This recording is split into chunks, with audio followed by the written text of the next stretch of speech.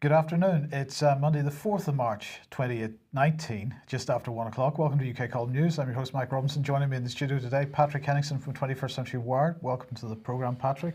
Great to be with you, Mike. And I know why you said 2018, because it's actually a one-year anniversary for some very important news story. It absolutely is. Well, a year's gone past since the Skripal poisoning. Well, has much changed? Actually, quite a bit has changed. We're going to do a little bit of a review here. But nonetheless, a year has gone past. It is the first anniversary. In order to mark that, our friend Gavin, our Secretary of State for War, has announced £11 million to boost our chemical defences.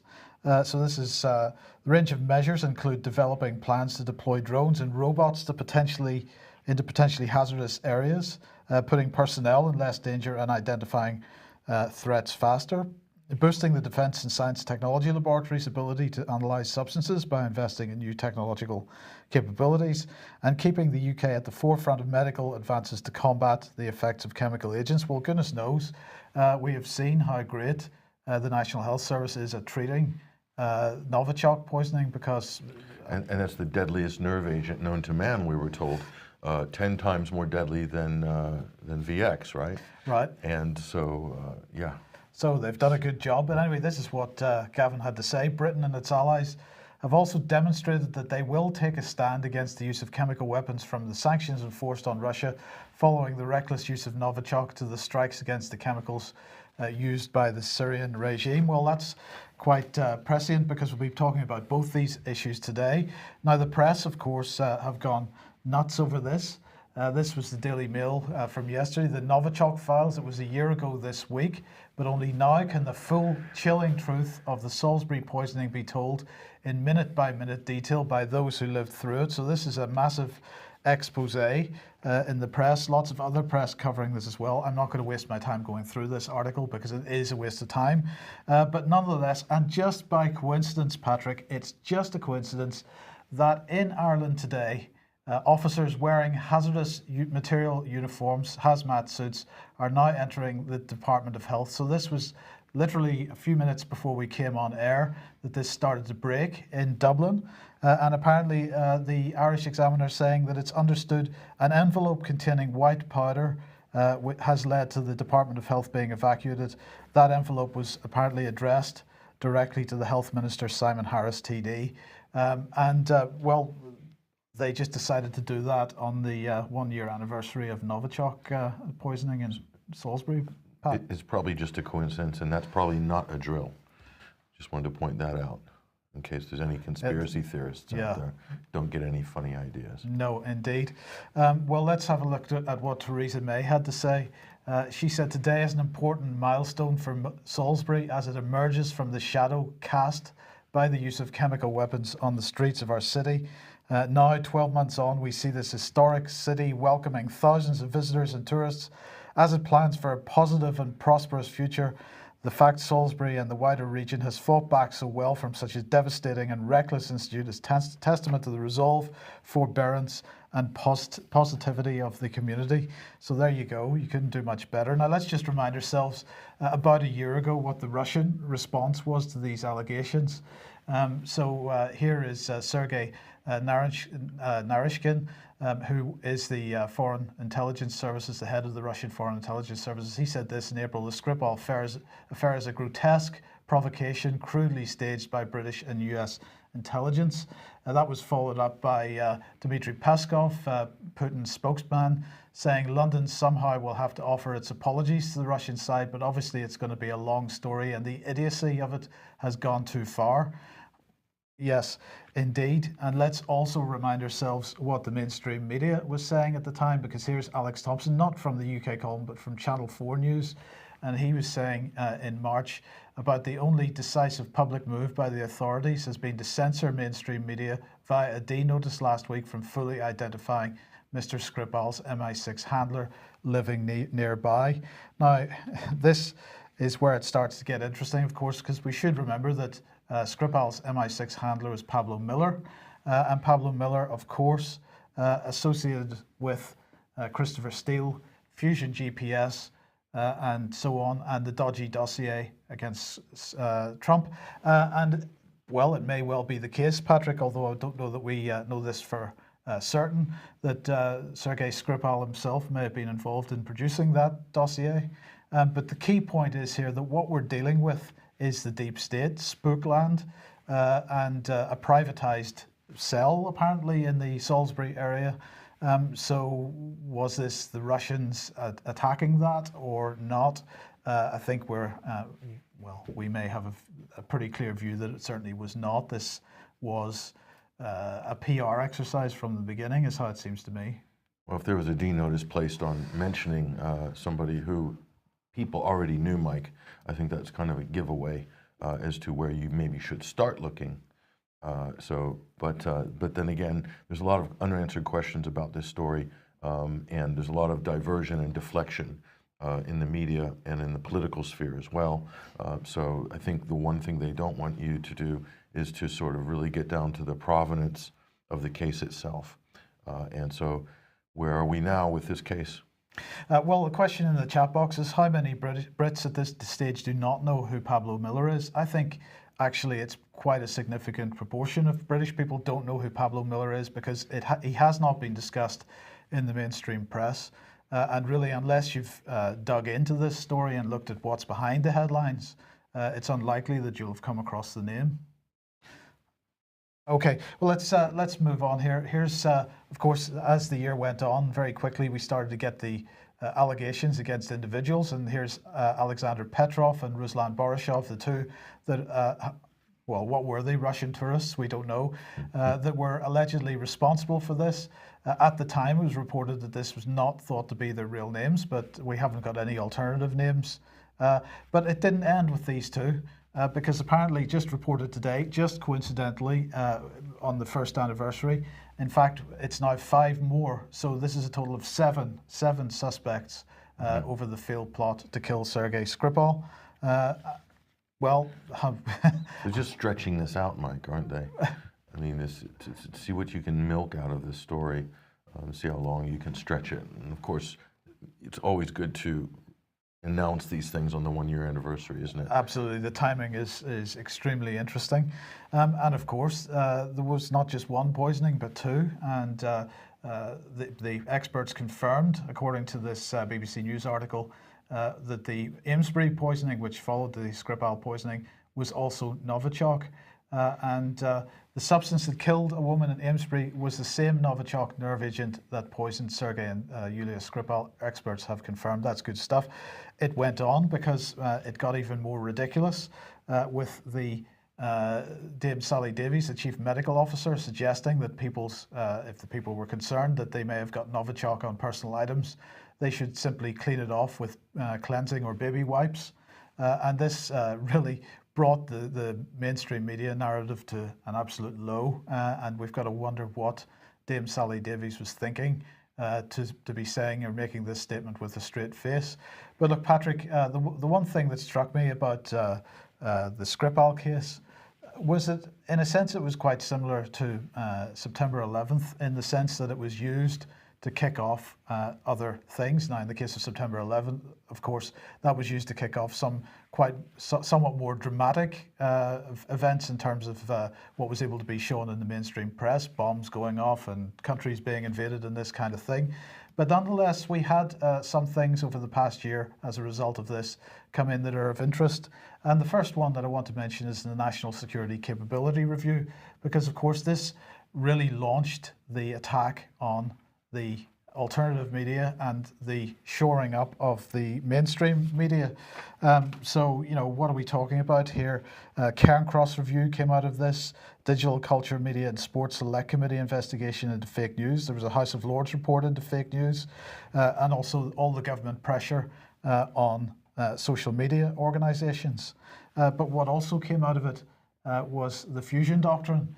Building a culture of common purpose across departments requires improved accountability to shift incentives and behaviours towards a more genuinely whole of government approach. So we've started to see government working much closely, the government departments working much closer together. We've particularly the Foreign Office and the Ministry of Defence, almost operating as a single government agency, and also government working with NGOs and charities and so on to push forward with the narrative. And government working with the mainstream press much closer in order to streamline talking points. And when you see an intelligence source, which we'll show you in a minute, an intelligence source has told our newspaper that such and such has done such and such, that's also part of the fusion doctrine, in my opinion, Mike, although it's more unofficial and off the books. Absolutely. But it went on because in July, Theresa May announced that the G7 leaders had agreed to establish a rapid response mechanism. And as we were talking about on the Sunday Wire last night, what this meant was that not only are government agencies working together with other organizations through the fusion doctrine, but this allows the leaders of the G7 to come up with a narrative, attribute blame, and then have that narrative repeated by all the other G7 leaders. So just as narratives are repeated by all the mainstream outlets, all the mainstream media outlets, and there's no real competition there, the same goes for the G7 leaders. You have a standard narrative, a common purpose perhaps, but it doesn't end there, because also established was the government's propaganda mill, and this is the Rapid Response Unit within the Cabinet Office. And of course, what are they doing? They're watching social media extremely closely and dealing with narratives that appear in social media that they don't like. But it didn't end there because, of course, we have the Foreign Commonwealth Office's Counter Disinformation and Media Development Programme. Now, this has been running for a little bit longer, a couple of years, but it certainly has been ramped up in the last 12 months. According to Alan Duncan, is designed to protect national security by countering disinformation directed in the UK at the UK and its allies from Russia. Russia persistently uses disinformation to target its perceived enemies. An example was the Russian disinformation campaign that followed the attack in Salisbury, which was intended to distract from Russian culpability. Information about individual projects within the programme will not be published, as this information could then be used to actively attempt to disrupt and undermine the programme's effectiveness. So this is the Counter Disinformation and Media Development Programme. And just as a brief reminder, this is really how it looks. We've got Mark Sedwill here, who's the he's the head of the civil service. He's also the National Security Advisor to Theresa May. So he's in charge of the National Security Council. He's also in charge of the Cabinet Office. And they, of course, feed into the Foreign Commonwealth Office, their Counter Disinformation and Media Development Programme, headed up by Andy Price, who we're not allowed to know anything about. And here we go, because this was the other thing that came to light as a result, the Integrity Initiative. So as I say, Andy Price, we're not allowed to know anything about him, but of course, part of his role is about media development, and this is about the development of narratives in the media. And as we say, the Integrity Initiative has also come out of this. And so what we have seen as a result of this event, which took place 12 months ago today, is probably the biggest propaganda machine that the West has seen, perhaps. And this is an important point, Mike, because the reaction to the UK government's action and reaction to Skripal, increased sanctions, expel Russian diplomats, accuse everybody of being spies, and up the rhetoric a la Gavin Williamson and threats made to Russia. Right. But that's, to me, a much smaller part of what has come out of Skripal. The big thing that has come out of Skripal, the more wide-ranging shift and change, is what you've just described here, which is using the Skripal affair, using the Novichok chemical weapons attack on our soil story to ramp up state censorship and to clamp down on free speech, freedom of expression, any dissenting opinions that might go against the rapid reaction mechanism. Okay, so increased power by the state and by state affiliated think tanks, coordinating between think tanks and the press. Okay, so the fusion doctrine being a kind of Orwellian system, that is the big takeaway from Skripal, actually, because that keeps going, Mike. Even when Skripal's washed away in the sands of history, that new system of censorship by the state, working with very shady organizations like the Atlantic Council and these sort of people advising governments on who to delete, which social media accounts should be deleted, accusing people of being Russian bots who are real people. These are the sort of things they get up to, and running coordinated smear campaigns and discrediting people. Some of these things are in the Integrity Initiative leaks. Yes. So that's the big takeaway from Skripal, and that's what I think people really need to understand. The same in the United States with Russiagate, with Trump-Russia collusion. The big takeaway is just across the board social media censorship to combat the Russian threat or Russian disinformation. Goldstein, 1984. Absolutely. And then just to close this section off then, the other big question which still remains is, where are the Skripals? We don't know. Do you know? I don't know. Missing persons alert. Have you seen these two people? If you have, please let us know or let somebody know, because nobody has seen them in the last year. Of course, Yulia will likely be much more thin and demure than she looks in that photo. Sergei probably looking much the same as his normal self. So if you do see anything or hear anything about the Skripals, I'm sure their family is concerned, Mike. They haven't seen them either for the last year. Now, you mentioned the accusations of spying and the kicking out of diplomats. But again, coincidentally, 1 year later, that seems to have ramped up somewhat. Well, this story was released March 2nd. It's the Mail on Sunday, actually. This is from the Mail Online, but this actually appeared in the Mail on Sunday. So apparently, they're accusing the Russian ambassador, Alexander Yakovenko, from Russia. He's ambassador to London. There he is right there. So they're accusing him of being a former KGB spy, and they're saying that he was expelled from the United States in 1986 in something called Operation Famish, which was under the Ronald Reagan administration, where they got rid of a whole load of Soviet spies. So they're claiming that Yakovenko, when he was working for the Soviet Union's UN mission in New York during that time, he was only 27 years old, that he would have been expelled in Operation Famish. Yet, we look at the article and we look at the evidence, and there's no actual evidence to back this up. This is a hypothesis put forward by the author of this. And so he's saying during Mr. Yakovenko's reign, some 28 of his diplomats have been expelled from Britain, including 23 last year after Skripal, we're talking about here. So announcing the expulsions in March last year, Theresa May said that the diplomats had been identified as undeclared intelligence officers, identified by the British government, of course. Whether they were spies or not is anyone's guess. Why then did authorities here in Britain allow Mr. Yakovenko to have a diplomatic visa? And this is the author of Ben Lazarus, the author here from the Mail on Sunday of this article. So they're making a play for the Russian ambassador to the UK, trying to get him his passport or his diplomatic visa stripped. This is what this article is doing. This is quite serious. Let's see how serious this is. Yakovenko must go. Who is pushing this right now?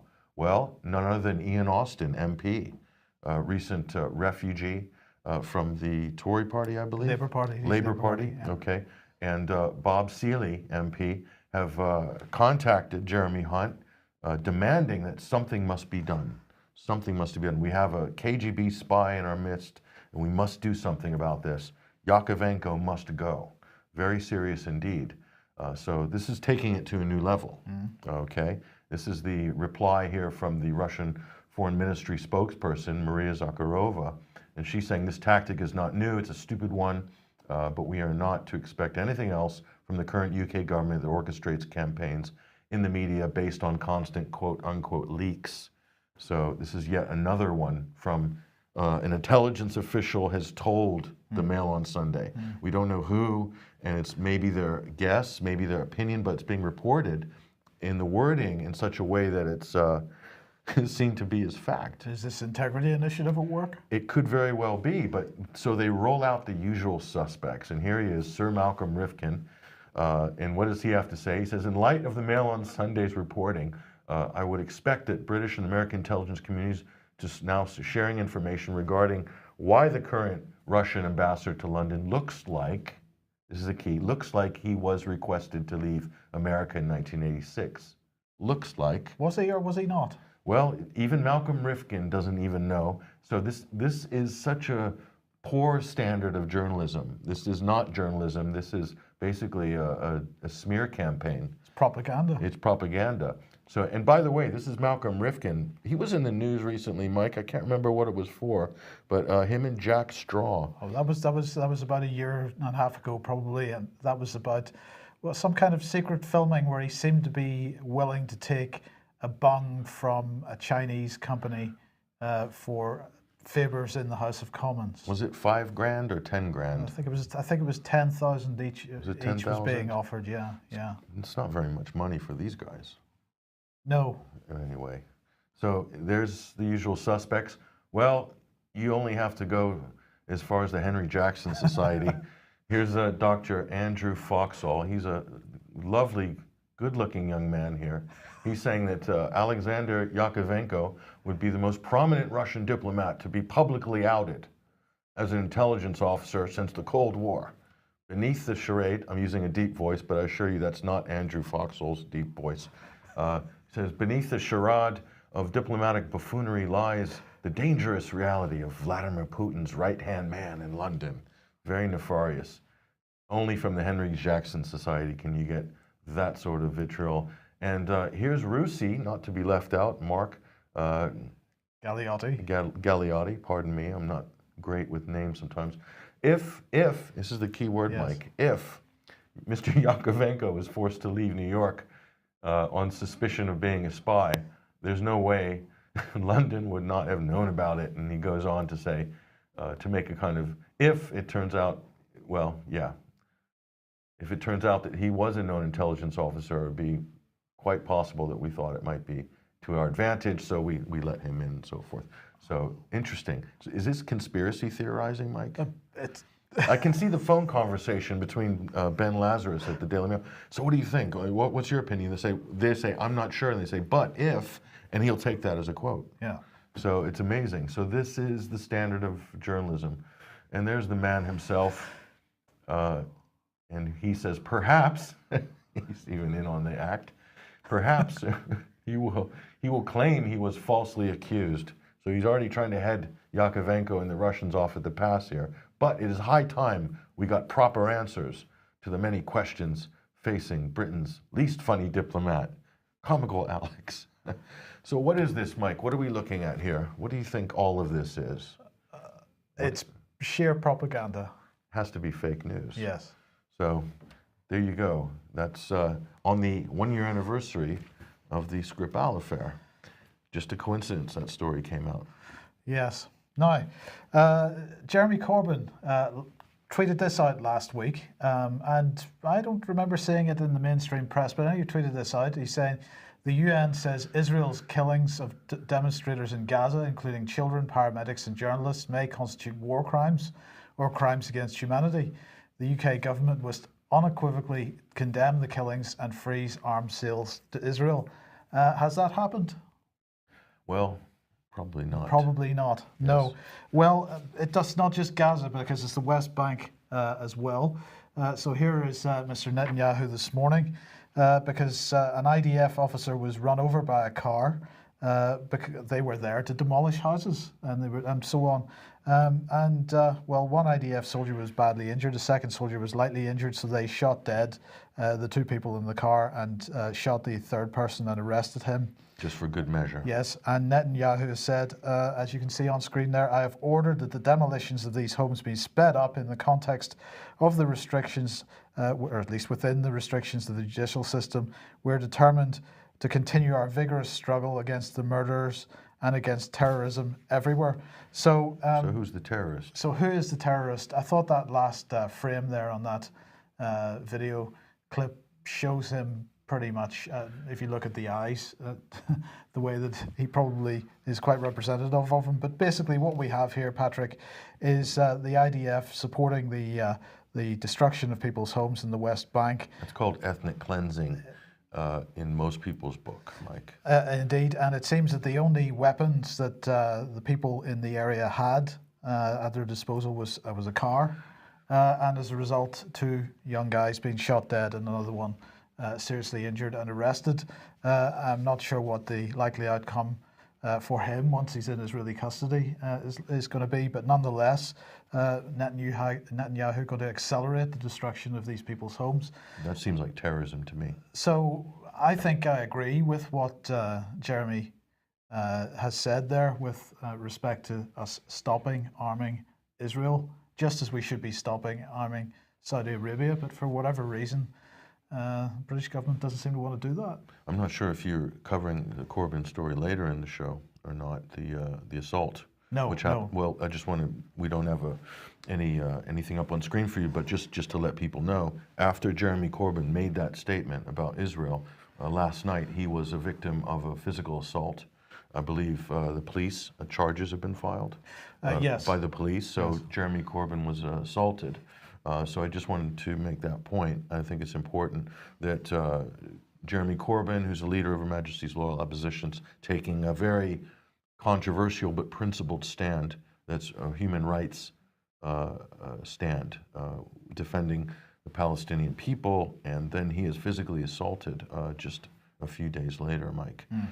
In public, and not a word about it in the mainstream press, practically. Well, there was a story finally this morning because the charges have been laid, but I didn't see very much about it over the weekend. That's for sure. Yes. So there is a climate of hate apparently, and Jeremy Corbyn is a victim of a physical assault. Yeah, that's interesting how things come around.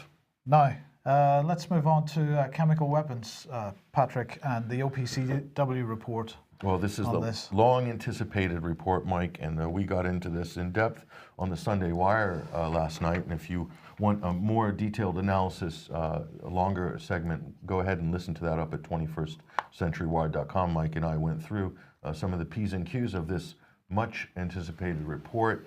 This is the report on the attacks, alleged chemical weapons attacks in Duma in April of 2018. So the OPCW has finally released their findings on this, and it's meant to, a lot of people were expecting this is going to implicate the Syrian government and by extension the Russians, because they're allied and working in the same areas in Syria for that war. So here is the report. There's the OPCW. They're based in The Hague. And what did this report show us this time? A lot of people thought that, well, here's the report itself. This is from the Technical Secretariat, their fact-finding mission. It's quite a long document. This is available online. You're very welcome, everybody, to go and inspect this document. There's a link to it at 21stcenturywire.com, or you can simply Google it or go to the OPCW's website, and I encourage people to do that. So here's what we discovered from this. These are some of the main takeaways. These are not all the main takeaways, and we will do probably a more in-depth analysis of this on another program, Mike, to do a follow-up on this. But this is what's important. Chlorine substances were present.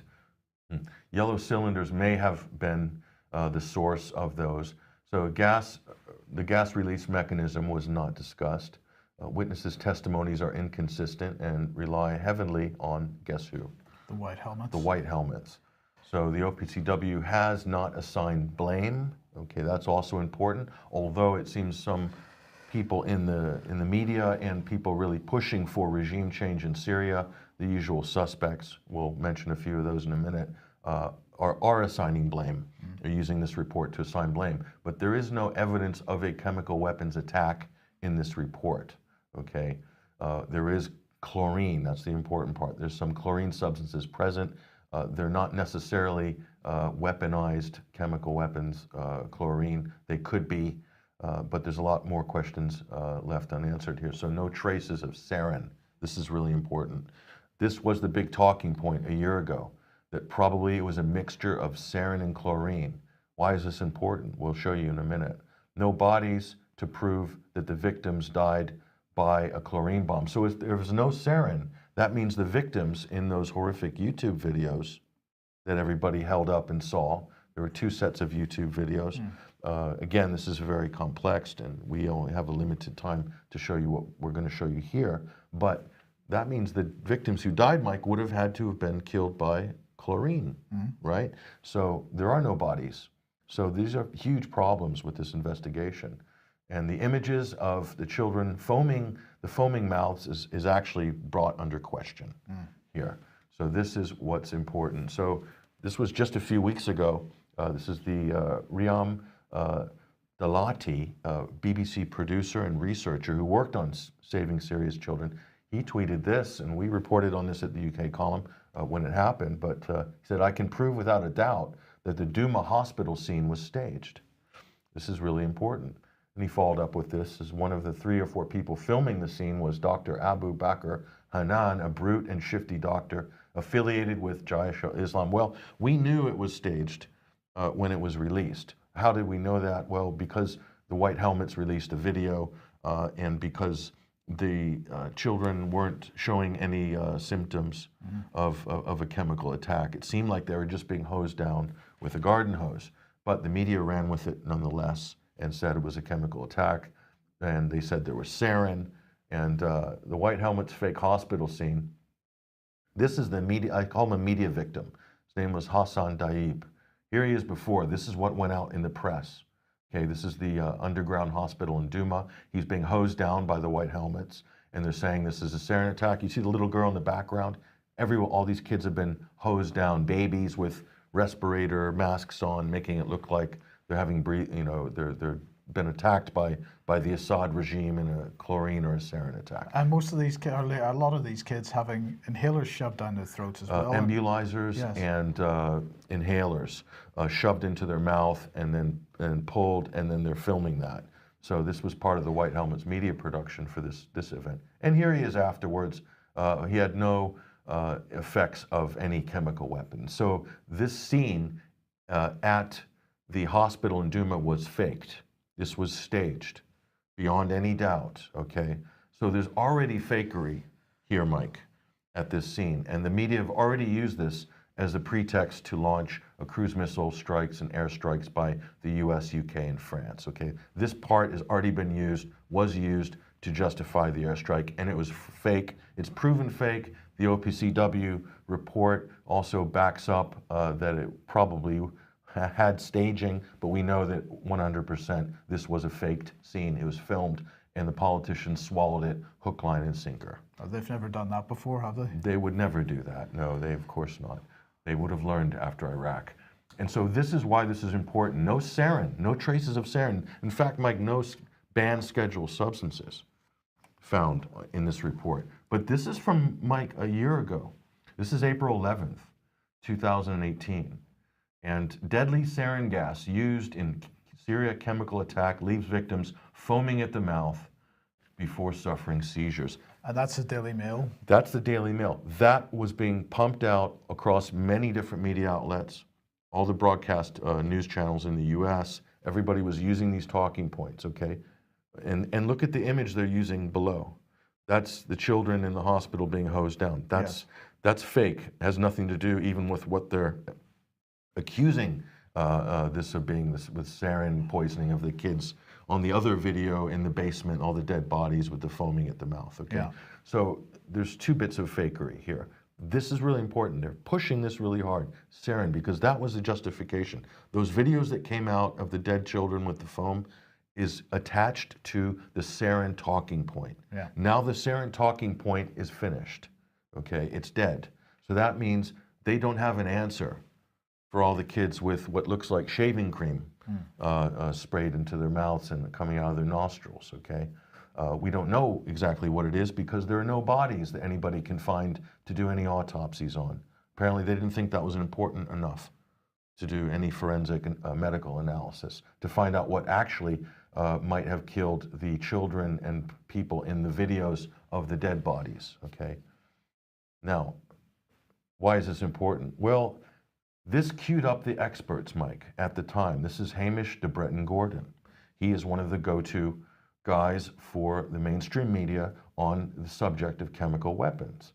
And they asked him, and the sarin talking point was front and center at that time. So you can go through and you can read and a lot of the statements made and tweets by Hamish to Bretton Gordon. There's a lot of people probably deleting tweets right now, quite fast.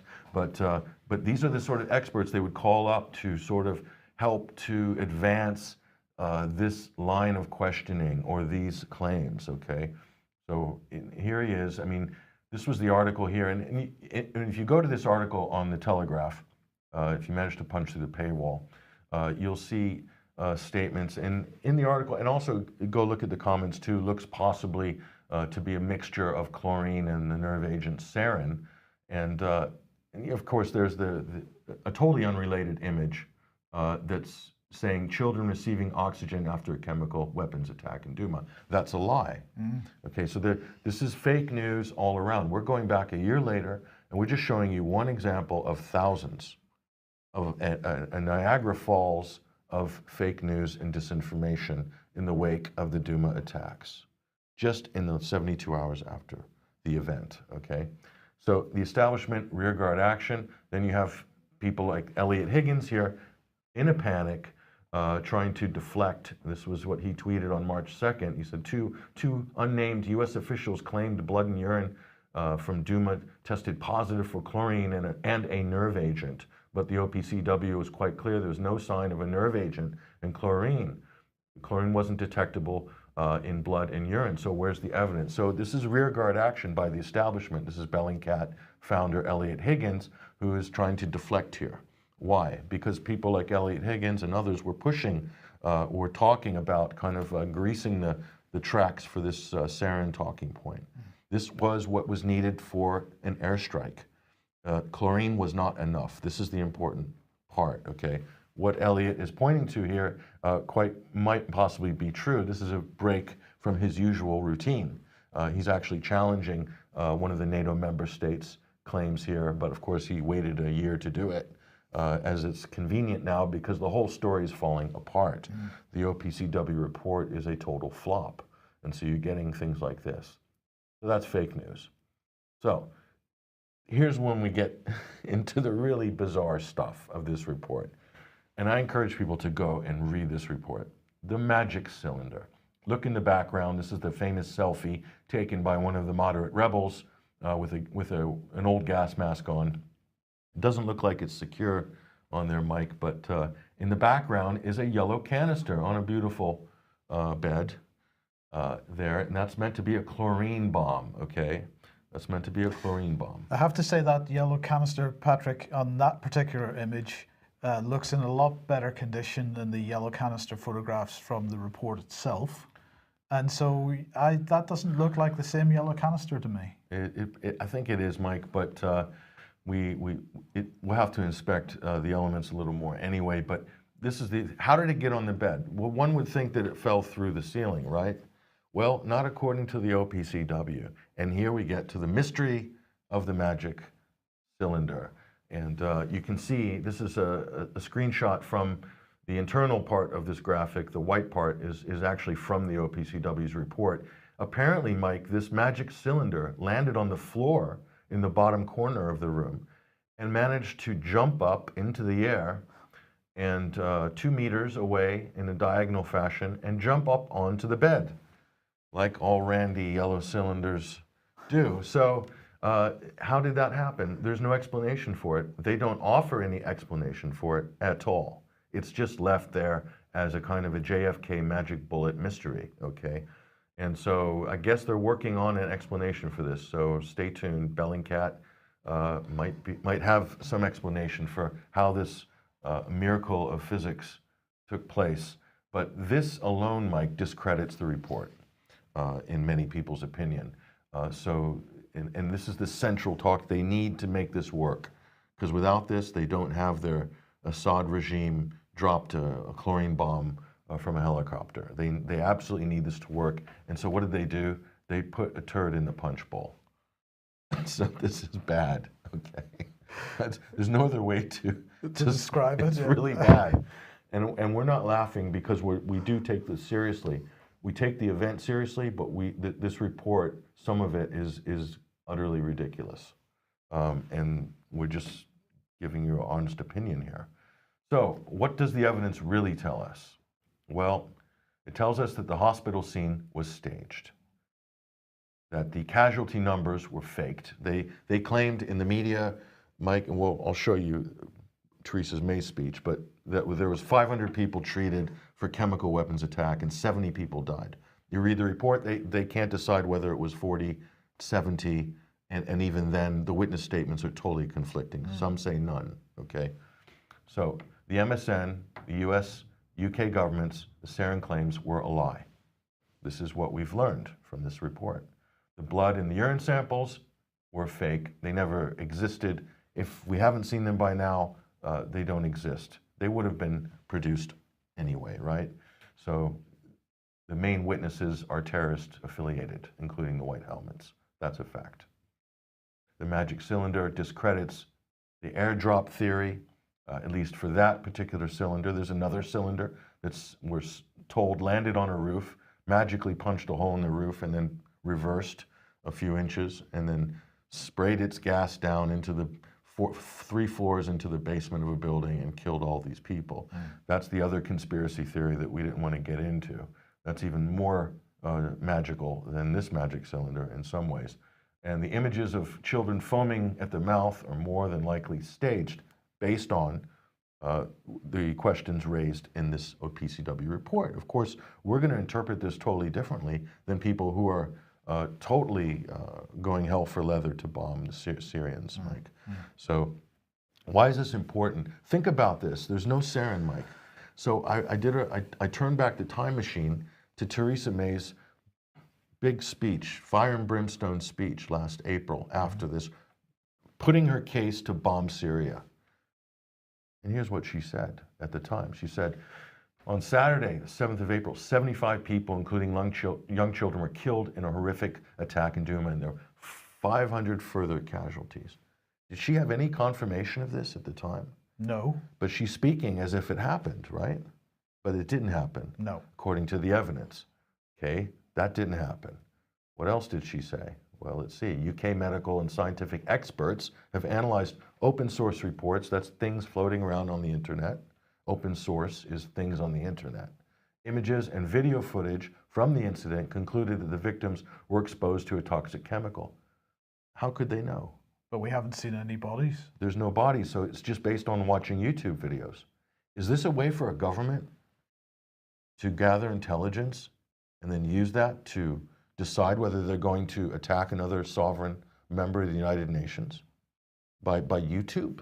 That's a very good question. Watching YouTube videos? That's enough? Interesting question.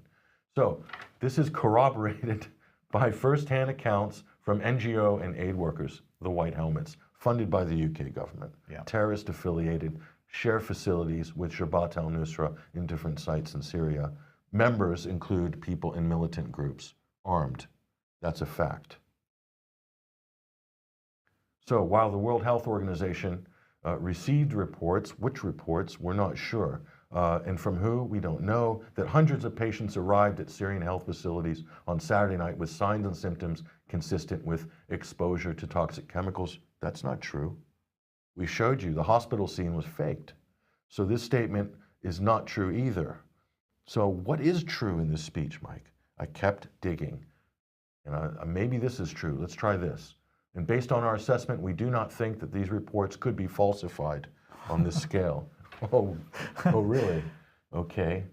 Well, is there any more? I kept looking. Furthermore, Mr. Speaker, the Syrian regime has reportedly been attempting to conceal evidence by searching evacuees from Douma to ensure samples are not being smuggled out from the area.